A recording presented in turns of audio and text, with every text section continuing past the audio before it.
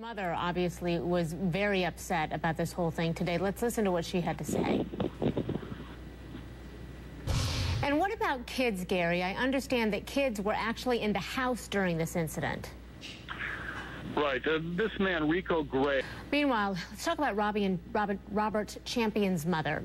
She says she still believes that her son was out and out murdered. That's why Pam Champion says she's, quote, very disappointed that only hazing charges were filed in the death of the Florida A&M drum major.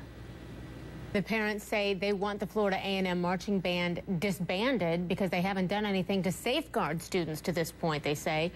Listen to this. He says he was left handcuffed in a windowless cell without food, water, or a toilet for 5 days. All right, lighten it up here a little. Just go out, look at the sky this weekend, and you're probably going to see something different about the full moon. It's going to be huge, apparently, or at least it'll look that way. Saturday, we heard from the mother, of course, accused of taking her 6-year-old daughter into a tanning booth, leaving the kid with a sunburn. 8 minutes past the hour. I know it's probably snack time, isn't it? I'm Christi Paul. Thanks for being with us. Got some great stories that I want to tell you about this half hour. First of all, get down for you, too. Now, today, let's talk about John Edwards' federal corruption trial. We're hearing more from people who worked for the former senator. Edwards' bodyguard says he asked him about whether he was having an affair with Rielle Hunter back in 2007, and that Edwards denied it. And then yesterday, compelling testimony by former staffers describing the emotional toll that Edwards' affair took on his late wife, Elizabeth. Christina Reynolds worked on Edwards' campaign in 2008 and testified about seeing a bizarre exchange between Edwards and his wife at the time. She says in 2007, after confronting him about the affair, Elizabeth Edwards tore her shirt off, exposing her chest, telling John Edwards, quote, "You don't see me anymore." The parents of missing 6-year-old Isabel Celis are worried that police are wasting time scrutinizing them when they should be searching for Isabel. Meanwhile, baby Gabriel Johnson's been missing for more than 2 years now, and today is certainly going to be a difficult one for his family because it is baby Gabriel's 3rd birthday.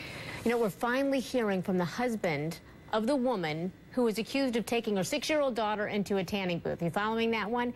The husband says, look, she's a school nurse apparently noticed the sunburn on the 6-year-old, and when she asked how she got it, she said, tanning with mommy. New Jersey, by the way, prohibits anyone under 14 from using tanning salons.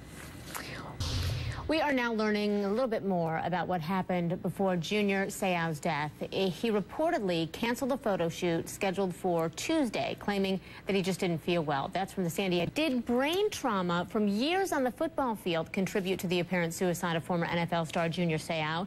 It's not clear if Seau had the dementia-like disorder that's known as CTE, but Chief Medical Correspondent Sanjay Gupta notes his death was eerily similar to the suicide of another NFL player who did have it. We don't know for sure.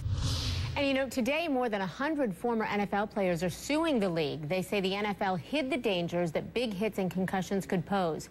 Players like Jamal Anderson and O.J. Santiago said the league failed to protect the players from head injury specifically. Now, the NFL disagrees. They say player safety is a top priority. The players cite recent studies, though, that found a connection between concussions during some athletes' playing years and problems after they retire. They include Alzheimer's-like symptoms and mood as well. So the law says the condition found in a dozen players after they died. I think something Sanjay was just talking to there. Kids, and he mentioned this too, the 17-year-old, but kids are playing football in ages. It used to be just in high school, but now, of course, they play in middle school teams and youth leagues.